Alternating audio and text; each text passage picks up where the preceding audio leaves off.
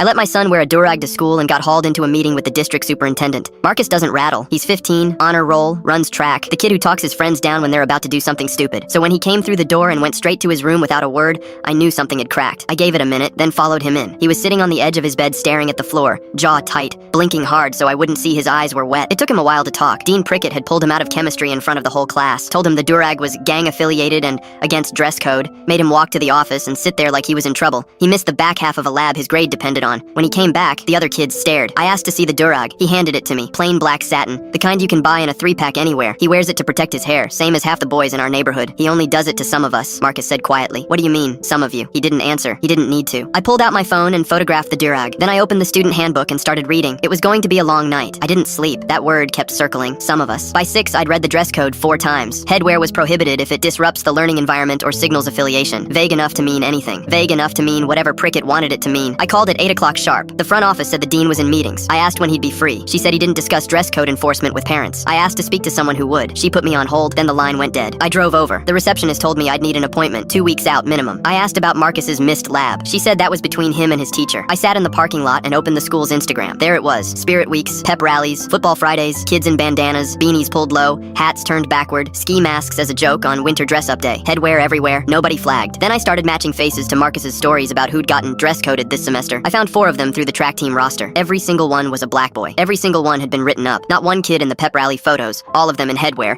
had ever been touched. I screenshotted all of it. I measured nothing this time. There was nothing to measure. I just laid it side by side. Then I emailed the superintendent every image with one line. Can you explain the pattern in these photos? He called within the hour. Dr. Ferraro asked me to walk him through it. Dean Prickett was already in the office when I arrived, arms folded, exhaling loudly every few seconds like I was wrecking his afternoon. I didn't walk him through anything. I opened my folder. Photo after photo from the school's own account. Kids in every kind of headwear, grinning, posted by the school itself. None of these students were disciplined, I said, and set them on the desk. Dr. Ferraro leaned in. Prickett's arms came uncrossed. Then I laid out the other photos, the 4 boys who were written up. I didn't say the thing they had in common. I let the desk say it. Dr. Ferraro looked at the 2 rows for a long time. When he raised his head, he wasn't looking at me. Mr. Okonkwo, he said to the dean, help me understand this. Prickett started in on professional discretion, on how enforcement is case by case, on how he couldn't be expected to catch every... That's not what I asked, Ferraro said. I asked why every student you disciplined this semester looks like the same kid. Prickett opened his mouth, closed it. Nothing came out. Ferraro stood. Mr. Okonkwo, your son's record is cleared as of today. His lab will be rescheduled with full credit, and I owe you and him an apology. He walked to the door and held it open. Dean Prickett, you stay. You and I have a great deal to talk about. I went out into the hallway. The receptionist wouldn't meet my eyes. This time I understood why. Prickett was on administrative leave by Monday. Once word got around, 3 more families came in with their own screenshots. Marcus retook the lab and pulled a 96. He still wears the dorag to school. Nobody says a thing. Turns out you don't always need a ruler.